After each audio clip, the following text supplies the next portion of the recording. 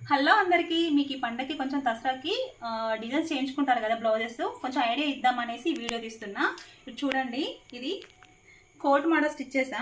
అయితే ఈ బార్డర్ వచ్చేసి హ్యాండ్స్కి మనకు క్లాత్కి 2 సైడ్స్ బార్డర్ ఉంటుంది కదా, అసలు యాక్చువల్గా దీనికి 2 సైడ్స్ కూడా రాలేదు, 1 సైడ్ బార్డర్ వచ్చింది. 1 సైడ్ బార్డర్ని కూడా నేను హ్యాండ్స్కి వేయగా ఇంకా ఫ్రంట్ పార్ట్లో కూడా అడ్జస్ట్ చేశాను. ఒకసారి దగ్గర నుంచి చూపినాను. ఇది చూడండి, ఇక్కడ అతికేసాను బార్డర్ని, నేను కనిపిస్తుంది కదా మీకు, ఇలా ముందు ఇలా షేప్ వచ్చేలా అనేది అతికేసాను. 1 సైడ్ బార్డర్ సరిపోయిందా మీకు అంటే ఇట్లా చంక దగ్గర కొంచెం అతికేయాల్సి వచ్చింది.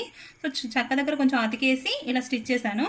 సో చూడండి, నార్మల్ కట్ వర్క్ పీస్ అయినా కానీ ఇలా కోట్ మోడల్ స్టిచ్ చేసుకోవచ్చు. ఎంత బాగుందో కదా, ఈ బార్డర్ ఏదో వర్క్ చేసినట్టు కనిపిస్తుంది. ఇంకా మేడం వేసుకుంటే ఇంకా బాగుంటుంది.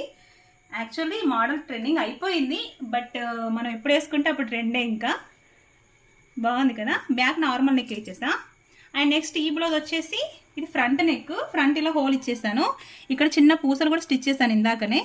చూడండి అసలు పూసలు ఎంత బాగున్నాయో. ఈ వర్క్ చూస్తే మీకు కన్ఫ్యూజ్ అవుతున్నారేమో, ఇటు సైడ్ లేదు ఇటు సైడ్ ఉంది అని.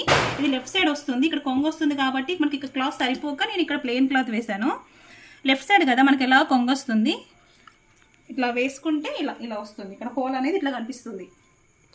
బాగుంది కదా, ఇటు ఎలాగో కొంగు వస్తుంది. సో ఇక్కడ వర్క్ లేకున్నా పర్లేదు, ఉన్న క్లాత్ని అడ్జస్ట్ చేశాను అనమాట. హ్యాండ్స్కి వేయగా కొంచెం క్లాత్ మిగిలింది, ఆ కొంచెం క్లాత్ని కూడా నేను ఇలా అడ్జస్ట్ చేసేసాను వేస్ట్ పోకుండా.